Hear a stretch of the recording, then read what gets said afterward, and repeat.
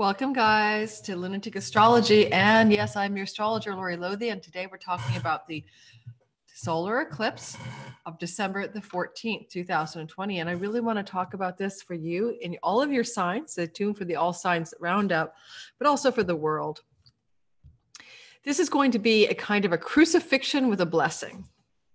And this eclipse could instigate things that unfold in the 6 weeks that happen after December 14th, and then further into the until June the 10th, that are not easy but necessary.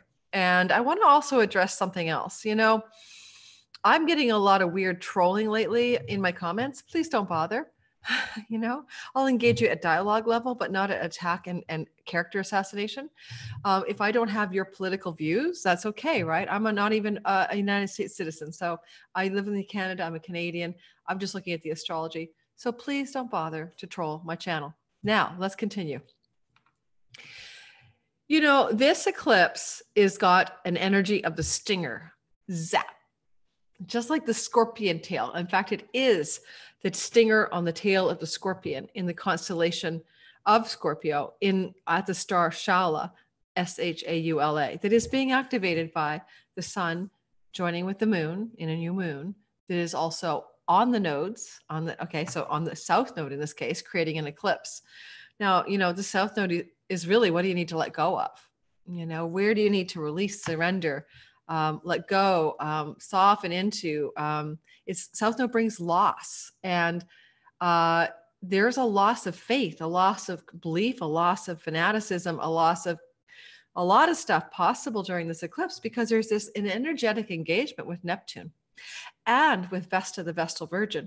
And it creates, in the time of the eclipse, the south node, north node axis. That's the north node in Gemini, the south node in Sagittarius, and then Vesta and Neptune crossing away on the crossbars, right? So between the Pisces Virgo axis, that's going to create a crucifixion energy, like a big square in the sky. And that square is actually a good thing. I mean, if you are a Christian and you believe in the story of Jesus and the crucifixion, and I'm not saying I don't, but the archetype of it is the resurrection. It's not about the end, it's about the beginning, but the beginning requires an end. And it requires a sacrifice. Okay. So there's sacrificing and endings that are happening in your own life and are also going to happen for the collective. Now, technically, okay, this is not perfect, but it is pretty darn close, this big square, which I'll show you shortly. I also want to say that Mercury, the messenger of the gods, owns the real estate of this, where the north node will be traveling, okay, in Gemini for the entire 2021 story of eclipses as they continue to occur, lunar and solar, on the corridor of Gemini and Sag. And understanding that it's the north node that entered into Gemini at the end of May 2020 that is asking all of us to engage with the Gemini part of our chart and collectively with the essence of a Gemini energy. Gemini is very practical, like it's the ideas that you can use. It's the skills that you can adapt and use. It's the ideas that make sense and are simple. And this Gemini energy is active. Now, Gemini rules the lungs. Yeah. Okay. And COVID is a lung disease in its worst case scenario. And the good news is that the north node, okay, since May, end of May, has been moving. North node is kind of the evolutionary impulse in the direction of our attention collectively and individually, has been moving through Gemini. And of course, we're hoping to find ways to deal with the current virus that attacks the lungs. And that could be a very optimistic energy of the north node through the sign of Gemini. But also the north node can inflame, exacerbate, blow up, and make things hot and expanded beyond what they need to be. So there could be a downside to this as well. So let's not pretend, you know, an example of a downside of, you know, the north node through Gemini during the time of a lung illness pandemic. We could get ahead of ourselves and lose our head in a hasty and crazy ass attempt to create a vaccine. Now, let me just be really clear. I'm not an anti-vaxxer. All right. I've had some bad experiences with my daughter. She's unvaccinated. My son had no problems. I am just a neutral observer, open to medical wisdom. So I do have some concerns about the rapid deployment of a very untested long-term implications vaccination. And I'm wondering about that North Node that'll be in the sign of the lungs or Gemini until the end of the year. Now, that makes me think there may be some retractions of batches or maybe problems and all of that. There may even be a decision that this isn't working the way they thought it would and just pulling it off the market. I just don't know. Do not take medical advice or financial advice from me. Okay. I'm just your informing, entertaining astrologer, disclaimer. But this particular eclipse, the reason I'm talking about this is that Mercury, the owner of the Gemini real estate in the chart of this, story of you and everyone else, is sitting in this eclipse in the heart of the sun. So, a new moon is the sun and the moon co-joined together, right? It's a beginning. And this time they co-join in a proximity, all right, to the nodal axis, the south node, the one of loss and letting go, in the heart of the Scorpion where the stinger is. Now, the heart of the Scorpion stinger has good sides to it, determination, ambition, getting things done, but also there's a sting, like, ouch, like, ooh. Now, I don't want to be too literal, but vaccines do sting, like a stinger. It's an injection, right? And there's an ouch factor. And, there's loss and letting go with the South Node. What do we need to lose, let go of, soften into, surrender? And there's Mercury is sitting like within 3 degrees of the sun, I believe, on the time of this eclipse.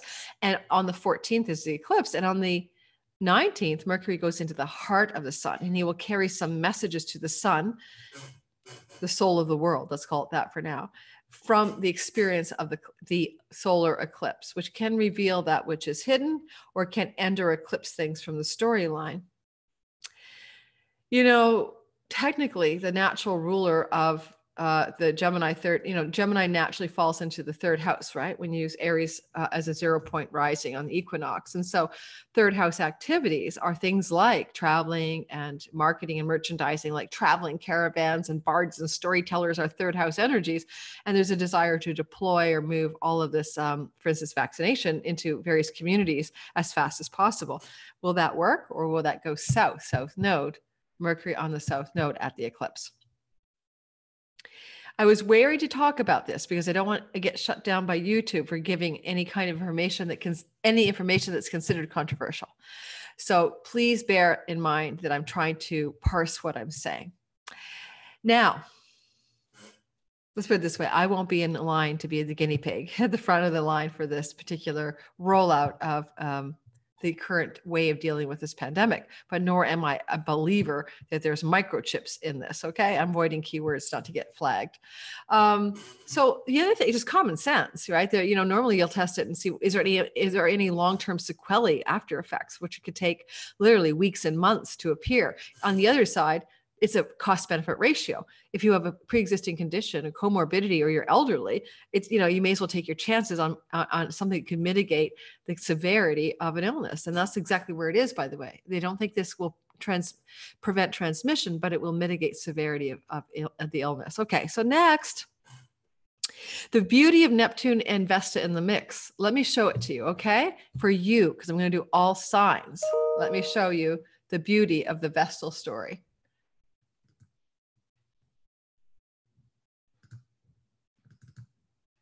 So there is the eclipse, and it is happening at 11:17:35 a.m. in my city of Montreal. So you can all do this. You can go on to astro.com and cast the chart for the city you live in. And you'll see, like, for instance, in Montreal, when this happens, it's going to be a Pisces rising. Technically, I'll be in Vancouver, though, but it's just because my software defaults to Montreal. And you can get a sense of what the energies are in your location at the time of the eclipse. Now, you can see in this chart that this Mercury is only 3 degrees from the sun. It's an engagement. It's already communing with the sun. And any planet combust the sun, let alone where Mercury is going, Cazimi, in the heart of the sun, has to bow to the wishes of the sun. It's like the king is the sun on the throne. Mercury's in the court approaching the king, and he's going to get to the king on the 19th and ask for some guidance and advice, and then leave the king and start to dispense the king's wisdom to the world. I like this because this means whatever is going on in the Scorpion sting that could on the south node, which could cause letting go, loss, and surrender, and a need to let go of something that is hope, optimism, faith, Sagittarius energy, could be mitigated by the fact that Mercury will come into the heart of the sun on the 19th of December and have a conversation with the soul of the world and the essence of eternity, and come out the other end with a plan. So maybe what this means for the next 6 months is some disappointment in the planned faith, hope, and optimism story, and then maybe some recovery from that with a new plan. Now, you know, Sagittarius, if you live in the United States, is a rising sign of the United States. And this loss, surrender, and disappointment is happening, of course, on the identity of the US natal chart. Just to plug that little astrological political piece in there, where, you know, the North Node going through the US chart until the end of 2021 is like focus on other, not self, not just like in your own lives as a nation. You know, get out of, you know, your head out of your butt, you know. I'm in Canada. Okay, not culpable. All right, I'm Canadian. All right, so this big square is the cross. It's not necessarily a bad thing. Crosses are manifestations. Squares are the angle of manifestation. It is in esoteric tradition that it takes the number 4 or the square or the cube to make the 3, the energy of imagination and dreams, real. So yes, it's not always easy. And it is a cross. It is like a cross, and, you know, like crucifixion. But what is the archetype of crucifixion? If we use the, say, Jesus story, it is sacrifice for a noble cause, followed by, drum roll please, resurrection. So there is a time of seeming sacrifice that can lead to a resurrection. This is what this eclipse tells me for the collective. Okay. You can tell you something else. It's like reading, Braille, you know. To me, it feels like this.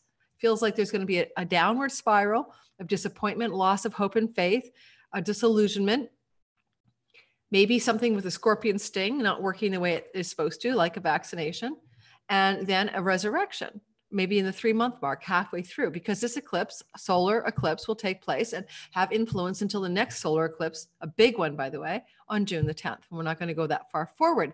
Check out my eclipse reading in my description box below to know how that eclipse cycle over the next year will help and hinder and flow and bring you into your own destiny. All right, so there's that.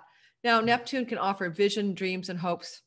He's going direct. I think that's a good thing. He can bring enlightenment. He can bring kind of a sense of we are one, mystical energy. And he's connected in a hot light beam of energy to Vesta, the devotional Vestal Virgin, who kept the sacred flame of Rome alive. Now, what's sacred flame? Well, Rome believed that peace in the kingdom of Rome, the Pax Romana, that partly depended on success and victory in war, and also in things all working out swell in terms of the peace of the Romans, right? And the Roman culture actually adopted other cultures and allowed them to interface as a melting pot as opposed to anything else. They let like you keep your own religion. They didn't like dispose of your beliefs and religious structures. They incorporated and adopted and assumed, which is why a lot of the Roman gods are derived from the Greek gods that the Romans conquered. So the Romans were like assimilating, okay, like the Borg, you know, assimilate in the old Star Trek shows. They wanted to keep peace and harmony through assimilation. And even like in modern America, there were ways to get Roman citizenship, even if you weren't born as a Roman. So there was upward mobility, the pursuit of happiness. Rome and the United States have a lot in common. The Vestal Virgin of ancient Rome, sitting in this particular spot in the sign of magic itself, and priestesses and priestesshoods, Virgo at 16 degrees, is looking over at Neptune, beholding him, and he's beholding her. Technically, she's moving faster, so she came into his orb of energy and is now pretty well 2 degrees away from direct contact with him. I would think of it like a hotline to Neptune, like, you know, ring, ring, ring, Neptune, Neptune, this is Vesta. I want to keep the sacred flame of something alive. I want to devote myself to something. I need to be devoted to a greater cause. I'm going to sacrifice for it, you know? What did I sacrifice in ancient Rome? I couldn't bear children or have a husband. I spent 30 years from ages 6 to 36 in a temple with 5 other priestesses tending a stupid piece of fire. I mean, give me a break.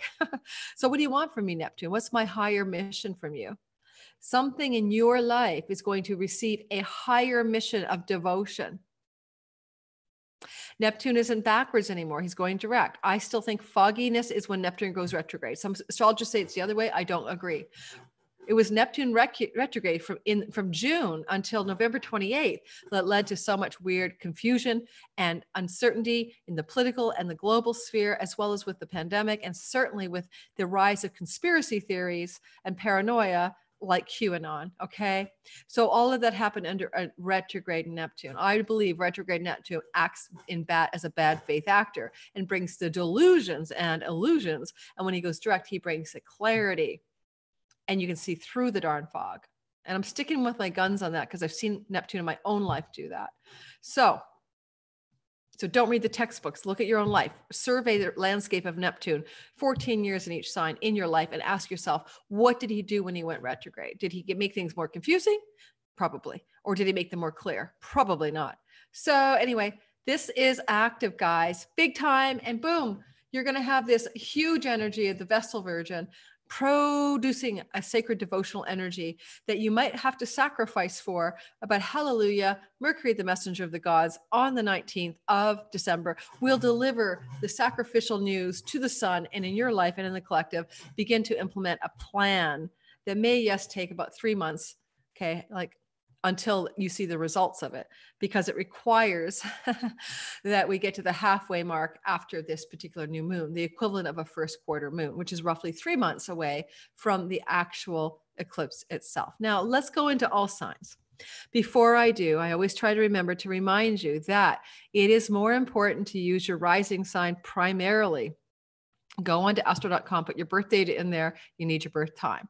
If for some reason you don't have that information, like your birth time, it's okay to use sun and moon sign as a way to understand your reality. If you're born at night, use your moon sign in the day, sun. How do you know? You go on to astro.com, hopefully you know your birth time, and you cast the chart and you see if the sun falls below the horizon. Now, common sense prevails. If you're born at 3 a.m. in the morning, or your mom says it was dark at night, or, it was like, before the sun rose, you're a night baby. So, common sense. So the moon will have a little more prevalence of meaning and impact for the night people, and the sun for the day. But you can certainly look at sun, moon, and ascendant, which reminds me, I have a package below. Grab it. It's my all signs bundle for only $39 that is available right now, that you can grab basically access to 12 60-minute videos, one for each sign. Why would you grab that? Because you got your sun, your moon, and your ascendant. You probably want to listen to 2 to 3 signs at least, right? They're all relevant. And so then if you bought them individually, it's $15 each, but all the links for that. And then, you save money by grabbing the bundle. Plus with the bundle, you can check your kids and your friends and your family. You have every single sign to look at, access to 60 minutes times 12, in-depth year ahead 2021 forecast. That will be on at that price, the discounted price for quite a while, but I'm going to raise the price closer to the new year. So grab it now. Okay. So, because, it's a lot of hours of content for only $39. All right. So, and it's not publicly available. You have to purchase that from me. All right. Let's go ahead and do the all signs designation for this story of the powerful, let's call it salvation, crucifixion, rising up, messages from the gods, because Neptune is a messenger, Mercury is a messenger of the gods, Scorpio sting, eclipse cycle. Oh, I'm back. So I just hit the stop share button, but I didn't think it had worked. So I was waiting for it to pop up. So let's start off, of course, with Aries. And, some people say, why do you always start off with Aries? Why not change it up? Because what? People often don't listen to what order I'm going in, or any astrologer. And then when you get to like Pisces, they go, or Aquarius, they're all confused, so we just do the traditional order. I don't think there's anything wrong with the traditional order. As an Aries, I like to be first. Aries sun, Aries moon. I'll go with the traditional Aries first motto. So for the Aries of the world, this is an eclipse in your 9th house. Not a surprise, right? Because the eclipses are going to be in your 9th house all the way through to the end of 21.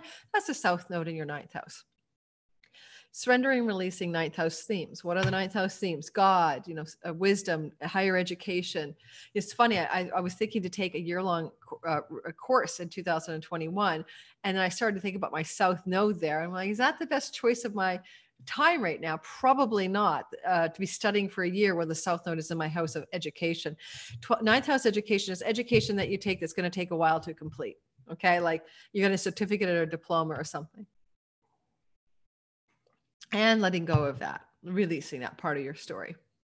Now, it is going to be, though, an eclipse that has that energy of the scorpion sting, the star Shaula, the Mercury, the messenger of the gods, coming into the ear of the king, the sun.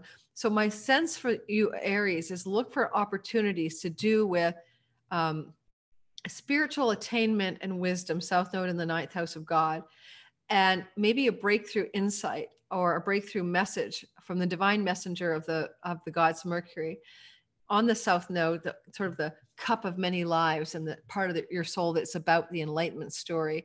And this is the transiting node of the world, going through the world, but it still represents that energy in your 9th house. And see what you need to hear or get from the divine messenger, Mercury, as he's in the heart of the sun on the 19th, but approaching that during the eclipse. You might need to let go of things to do with foreign lands, court cases that aren't settled, books and book publishing. It's not like you don't have the capacity to create a book. Certainly with the South Node, you might actually channel something in this 9th house. Don't focus on outcomes like getting it published, for instance. And also the 9th house can definitely bring you in touch with a guru or a guide or a mentor. Because the South Node going through there, if you do find a guru, guide, spiritual mentor over the next year, but during this eclipse, you initiate that, probably a guide or guru with a stinger, a little tough love, but also someone who can be profoundly impactful in your life. Moving on to Taurus. This is an eclipse that's happening in your 8th house of resources and money, and also wealth and spousal money and inheritance money. Taurus, moon, sun, moon, and ascendant, this all applies to you. Now, I'm not trying to scare you that someone's going to die and you're going to get an inheritance and, oh no, you're going to bite your nails over it. Don't, please don't.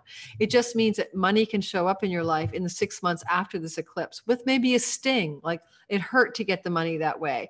My lawyer battled with the other lawyer for spousal support. My lawyer battled with, the government, for my tax rebate that was overdue. So there could be some energy of the stinger, but it's going to liberate money for you that isn't something you're working for, whether it's an inheritance or any of those other kinds of monies that I brought up. The 8th house is a house of spiritual, deep moksha energy, one of the liberation from the world, enlightenment houses. And you can get insights about yourself through that house. Deep archetypal energies run through that house, like the Jungian archetypes. A sip of water.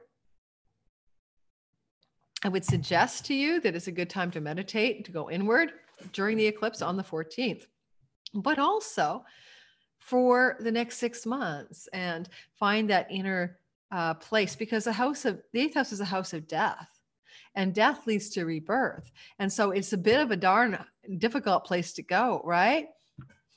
Technically, we die in the 7th house, we go to the underworld in the 8th house, and we go to heaven in the 9th house. Ponder that.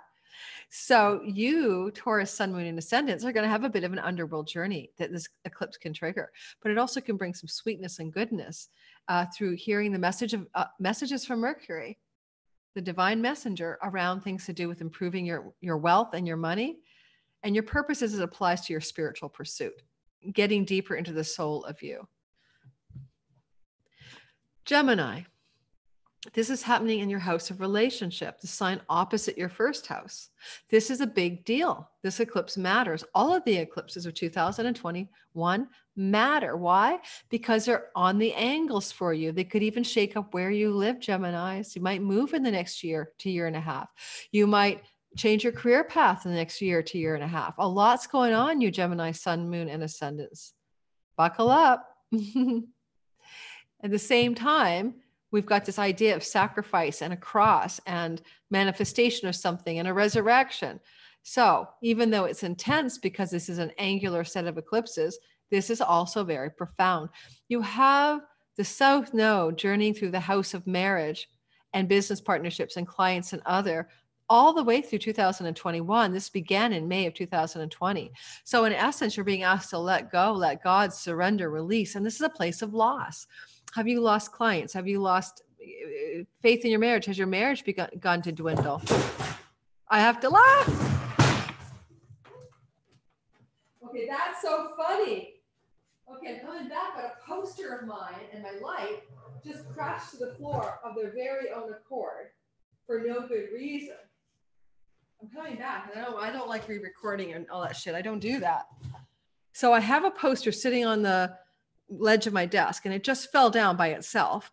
There was a collage that I made recently, and then thank God my light didn't break, because last time my lighting kit fell, it's night here, the bulb in it cracked, and they're like $20 bulbs. Okay, so what the heck? So I'm talking about you guys. You're not even me. I'm not a Gemini. All right, it's a big deal for you that like the light crashed to the ground, and you know what fell off the wall? A poster of a dream home that I made. So you're probably definitely changed. A lot of you, not every one of you, but a lot of you Gemini, Sun, Moon, and Ascendants will relocate sometime over the next year. Okay, by the end of 2021 into early 22. That was intense. All right, let's continue. Did I miss anything? Yeah. So if you have a marriage and you're like, oh no, she just told me my marriage is falling apart. Don't think of it that way, or a business partnership. Think of it like, where do I need to focus less on that person and the relationship and more on myself, which is the call of the North Node, to be more sacredly selfish and focus on you, Gemini, over the next year and a half. All right. Moving forward to the Cancer guys, Cancer, Sun, Moon, and Ascendants, you sensitive beings that you are with big shells around you. I got a couple in my life, Cancer risings. Okay, hard to get to know you guys, really. Here's the deal. You're going to experience the energy in your 6th house of right livelihood and your service to the world and your karmic debt and your health protocols. Did I say that right? Yeah, I did. Okay. So South Node going through your 6th house, time to release and surrender and let go of things that you do around health that don't work anymore. Time to just surrender it and let it go. And also the work that you think is the right work is probably not, because starting in May, the South Node started to go through the house of right livelihood and work as service and begin to erode that. If you're working in an office place, you might have found that that's, I mean, who does anymore, but virtual offices even, you might find, oh, this is just not feeling good anymore. I don't like it. I want to get out of here. This is feeling, ugh. And the North Node is moving in your 12th house of soul and God and wisdom. And, the 12th house is kind of like your past lives, but it's also enlightenment and self-defeating habits. Like if you have an addiction to Haagen-Dazs, too much wine, escapism, all those things that are 12th house self-undoings, you may begin with a North Node to get rid of those undoings. Now, this particular eclipse with that Scorpio stinger in the 6th house, if you have an office environment or you're an employee or even an employer, someone could sting you, like, ouch, but it's for your better good. Like that comment that hurt your feelings, or that decision by the boss or something that seemed really awkward and now you're feeling unhappy about it. Or if you're your own boss, the situation with one of your employees that was really ouchy. I don't think that's a bad thing, because this is also leading to that resurrection in that grand cross. So something may turn in a direction. Now on the eclipse, probably not, but yes, in the maybe the 6 weeks after, yes. And so whatever you do, just get ready for some disruption and loss and energy of release, maybe disappointment in the house of your work, the workaday work, the routines, the structures, and the way you're doing it. All right. Moving forward to the Leo risings. Leos, this is an energy that you're really going to, I hope anyway, capitalize on. Okay, this is really about the energy of the house of your romantic love and your children. Now, if you have children and you caretake them, or even if they've denested, this will definitely be bringing a series of energies to bear on releasing and surrendering your attachment to your children and not being like a helicopter parent. Even if you're a new parent, I know a Leo person who is a new parent, and she may over the next year and a half realize that she can be a mother and, not only, but also for those even who have children who are raised up, time to just invest and unenmesh and disconnect and let go a bit. Now, the 5th house is romantic love. It could lead to a soulmate love affair between the beginning of the ingress of the South Node in your 5th house of romance, which is running through to the end of 21. It began in May of 20. You're definitely prone to falling in love with a soulmate. Your muse is in there, you know, your inspiration, the part of you that has creative ideas and projects, and they'll come from a deep, deep well within you with the south node there. But you're not called to sit around like in a kiln and a firing up, you know, creativity, the muse, you know, don't talk to me, I'm in my writing studio. That's not what you're supposed to do. You have to propel out to the 11th house and express yourself in the world with your creative productions ideas and your generative ideas. Okay. And that's the north node going through your 11th over the next year. Virgo, sun, moon, and ascendant. This is going to engage you in your natal fourth house of home. Are you going to move? Probably. South node going through your fourth house since May until the end of 21 does often bring a loss of home and therefore a change of residence. And some of you Virgos risings that I know have already gone through that since that ingress in May of the South Node. Now, I do realize that that's an ongoing journey because it's pre-eclipse, May, June, July. And now these eclipses are really going to rattle up that home environment for you over the next year until the end of 21. And it's very unlikely you're going to stay put. So I see most of you, not all of you, will relocate. Otherwise, there's a letting go of your anchor to the home, you know, maybe not being so attached to your home, the town you live in, the house you live in. The fourth house is your parents. It can be your mom and or dad, but often it's the house of the mother. It depends on the tradition. It doesn't matter. Less attachment to a parent, a loss of contact with a parent. You might move away so you're not in touch as much with a parent. That's okay. The South Node is loosening the grip on the family of origin and the grip you have on security of your home. Now, as well, this is just a house of real estate. And for some of you, it's letting go, like selling a home, letting go of real estate investments, not focus so much in that direction. There can be loss here, loss in real estate, loss of real estate value. I'm going to be straight up, you know. Do I think that real estate prices will continue to climb in 2021? Probably not. Yes, it can be a hedge against a downturn in the economy, but I think the real estate market is already in its own right on a downturn to do with the astrology. So therefore, you know, unless you're proactive, you could lose value in your home over the next year. Now, do not take anything I say as real estate advice, okay? Virgo, sun, moon, and ascendant. I'm just giving you some possibilities. Libra. Okay. Third house energies for you, Libra, sun, moon, and ascendant. This is the house of selling, marketing, and merchandising, commerce, skills, ideas, short-term trips and travel, teaching, writing, self-expressing. House of where the tarot card readers hang out, the house of the goddess, kind of synchronicity. And according to Demetra George, she thinks it's a house where divination truly belongs. And I think it is too, because I have my moon there in the Sabian symbol of the crystal ball gazer in the third house of divination. So I think for all of you people who are dealing with third house South Node transits, this is the time of letting go of some of your cadent busyness, how busy and how much to-do lists you have and how much get going you have going on in your life, and to slow it down. The North Node will be propelling you toward the 9th house. Do you want to start a school? Do you want to write a book? Do you want to publish a book? Do you want to go back to school? Do you want to teach something that's long enough to be a school? One of my Libra friends has started I think it's a 9-month coaching program instead of a one-off course. And that's exactly a 9th house direction for her as those eclipses begin to pull her at the North Node towards 9th house functions. If you want a guide, a guru, or a spiritual teacher in your own life, and you've been thinking that's something you need, the 9th house North Node transit until the end of 21 can bring that to you. It doesn't have to be a guru, you know what I mean? It could be a life coach or a pivotal therapist, but the idea is a mentor. Okay. For your soul, not for business. All right. Where was I? Yeah, it's okay. I think I was moving forward to Scorpio, sun, moon, and ascendant. Scorpio risings, sun, moon, and ascendant. Okay. Yeah, whatever.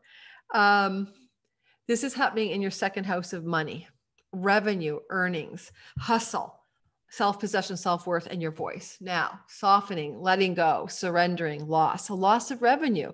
Not going to mince words for some of you guys. Some of you Scorpios are going to find a decrease in your revenue in the few months that follow, but it's an ongoing theme from this eclipse. And it could sting. Ouch. It's a loss of, you know, the things that you possess. That they give you that good old safety and security of home, food, and shelter. I'm not saying you're going to be homeless. I'm going to say you're dispossessing of your possessions in some way between now and the end of 21. And at the same time, the North Node is in a money house, the 8th house of spousal money, inheritance money, bank loans, grants, stipends, royalty income, strange forms of investment income, investing in Bitcoin, striking it rich, whatever. And so money that's other people's money that you participate in. That's why I brought the stock market up. Equities are, you buy a share in something. It's not yours. It doesn't belong to you. You're participating in other people's money. So that's good for you because that's a juicy spot. Okay. Scorpio, sun, moon, and ascendants over the next year. Sometimes you can look at the 8th house as money you can get through dispossession of an asset like real estate because it's in a trine to the 4th house, and money that you can receive as well from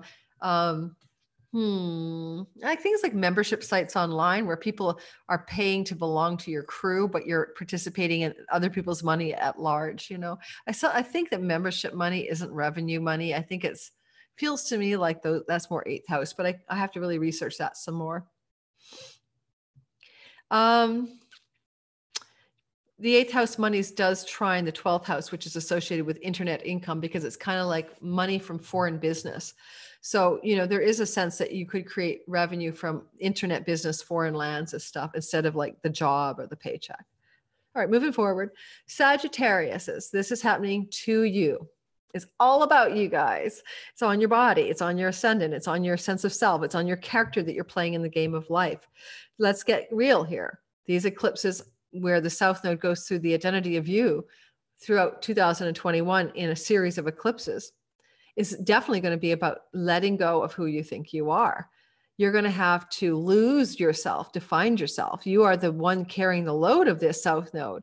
And if your ascendant falls anywhere within 3 degrees of 23, so 20 degrees to 26 degrees, or your sun or your moon, Sagittarius is, that's exactly where this eclipse is happening. So this is a big deal, especially for you guys with planets 20 to 26 degrees of Sagittarius. Sun, moon, and ascendant, for instance, and or any planets there. But I'm talking to you Sag risings particularly. So you think you're something. You're not that thing you think you are. Just simply said, you're going to have a reformation of your identity by the end of 2021 into early 22. But you have to let go of your identity to find a new identity. All right. You have to die to be reborn as something new. Is it easy? Maybe not. There's a Scorpio sting that's going to strike in your first house of identity. And it's angular to the 7th house of marriage and squaring the 10th house of career and squaring the 4th house of home. All of this says that these eclipses can change those things in your life, as with the Geminis, right? Over the course of the next year, 2021. You may get stung in your identity because your marriage partner decides to quit the marriage. You may get stung because your boss fires you or your company goes bankrupt. You get stung because you have to sell your house or your house burns down. I'm not dramatic. I'm just making dramatic examples, but don't cling to who you think you are because you won't be able to. The South Node is moving through your house of self. Now you can access past life talents and gifts, cities, talents, spiritual talents from other lives can be brought to the forefront of your identity. And you go, oh my God, I didn't know I could talk to dead people. Oh my God, I didn't know I could, write. I didn't know I could paint. Get ready to discover parts of you didn't know existed. Okay, that's another upside of the South Node going through your first house. You'll recover talents, gifts, and spiritual gifts as well from another time and place. Moving forward. Capricorn, sun, moon, and ascendant. You're looking at this being a very important time of soul searching and spiritual wisdom that's available to you, as well as a kind of deeper dive into, really investigating like your dreams at night, investigating what matters to you at a spiritual level. I mean, ultimately, it's the 12th house, right? So there's a feeling here that you're kind of, available to divine insight and wisdom. The 12th house is where I channeled 2 books, when Jupiter was going through there and Saturn and everything else. So like open the gates and the floodgates to your Akashic records, find yourself healers, guides, people who can guide you in the spiritual world. It's time for you very down to earth Capricorns to let go and loosen the grip, let it go a little bit, soften into your 12th house. Past life memories could come to you, dreams that could reveal that. You could find spiritual attainment during the South Node to the 12th transit. You could just be very porous to the spiritual world. And then, the North Node is going through your 6th house of karmic debt relief and service to the greater good and work and health. If you've been plagued, Capricorns, with any health issues, the North Node is trying to resolve those over the next year. Okay, moving forward at last to me, the Aquarius rising. Whoa, I love that I'm Aquarius rising because it's all about us in the next 20 years, guys. That's where that conjunction of kings is going to kick off a bunch of stuff for us on December 21st. Go check my, it's in the playlist, but I'll put the link below for us Aquarius is to go back and really dig into the Saturn-Jupiter conjunction, 21st of December at 0 degrees of Aquarius. So, okay, back to us. This eclipse, the eclipse cycle. It's in our 11th house, the South Node in our 11th house. We're being called to let go of our friends, allies, and associates and find something new. We're moving into the intensity of the creative spark and the divine fire and the muse of inspiration in the 5th house as the North Node goes through there. We may even be compelled to pay more attention to our children than we normally do in a new way. We may, even if we're not having children, get them, pregnancy. We may even, in the course of the next 2020, some of us find fiery, amazing, super juicy new romantic love with the North Node going there. But at the same time, we're letting go of all of those energies of the 11th. And, the 11th is our hopes, dreams, and wishes. Do we ever let go of our hopes, dreams, and wishes? Of course not. That's crazy. We let go of the last iteration of them. So there's a reformation of our new goals, our new hopes, our new dreams, our new wishes. Okay, Aquarians? Will you know right away on this eclipse? No, of course not. You'll have to let that time of the next year unfold to go deeper and deeper into the evolution of your hopes, dreams, and wishes. It's also great gains from the hustle of your career, the 10th house, And so for some of us, it's sort of softening away from that energy of trying to make sure that we're financially ka-chinging through our career. And there's other ways to be creative. What? The 5th house, speculative investments. Bitcoin, ways to get money through speculation and risk-taking and investments can be very 5th house. So not less to do about my wealth is dependent on my career money and more to do with other sources of funds coming to you, especially luck. I mean, the 5th house is a house of luck, lucky breaks financially. Okay, let's move forward. Now, one more thing. The South Node is about past lives in general. And so a house of benefactors and allies. In this zone, the South Node can bring past life associates back that can play a pivotal role in helping you create your story of gains and reputation. And yes, some sort of fame or influence in the world, but through the mechanism of associates and friends and belonging to groups of people that are really coming out of the multiple past lives. All right. So some new friendships for sure in the next year. Pisces, finally. By the time I get to Pisces, I'm ready to take a nap. Pisces. So we look at this as your big career energy being reformed by a transiting South Node, the 10th house. It's angular, yes, it's because the North Node's going through the real estate house, a house of home. So with the Gemini 4th house being activated, what is it that you might want to do over the next year regarding your home? Sell your home, move, change your home? I wonder. At the same time, the South Node moving through the 10th house is asking you to soften, surrender, let go, and release things to do with career ambitions and your reputation in the world. Now, it started in May, so this is not new to you, and it's just getting some bumps and some critical mass during the eclipses. If you think your career is one thing and you're attached to your contribution to the world and you're stubbornly persistent, good luck, okay? The South Node transit through Pisces will inevitably, irrevocably change your sense of what you're supposed to do in this world. You don't have a choice. It will maybe build though from May in terms of you began to orient in a certain direction in earnest in May of 2020. You can get some good karmic luck in your 10th house, sort of past lives is overlapping energetically with the house of career. But a lot of goodness is coming from your home. And the 10th house is the outer world. So working from home, doing your business from home, having a career from home. The South Node is going to square the marriage house and square your identity. So there's also like North and South Node squaring your marriage, squaring your identity. Technically, there's more energy toward the marriage and less towards your identity. But also the 7th house energies is the energy of your clients and your audience and your business partnerships and your others in your life. And so more focus on those things, more focus on your marriage partner, more focus on your energetically, more focus on your home. What do you want to do in your home?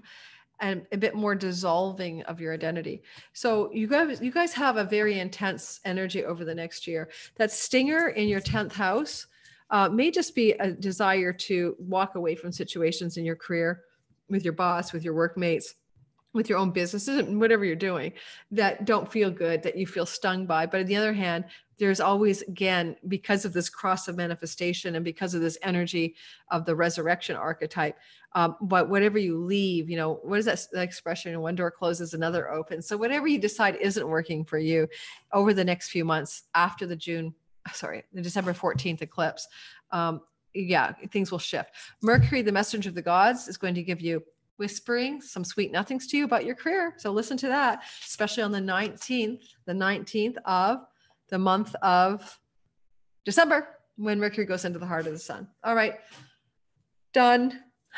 Guys, check out all my readings below, my sales, my everything else in the description box.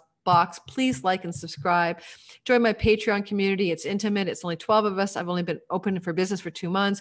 We go into a weekly Zoom meeting every Tuesday night called Astro Tarot Tuesdays. I divine with my sister Cindy Lee of Blind Faith Readings on a particular topic in the public news cycle. But then we also take your specific questions for 45 minutes max, half an hour to 45 minutes, where we can do online live readings for you about things going on in your life using the Lenormand Tarot, the tarot cards, and astrology. All right. So please join my community. That is $5 a month for 4 meetings a month. 48 meetings a year for $5 a month. Okay.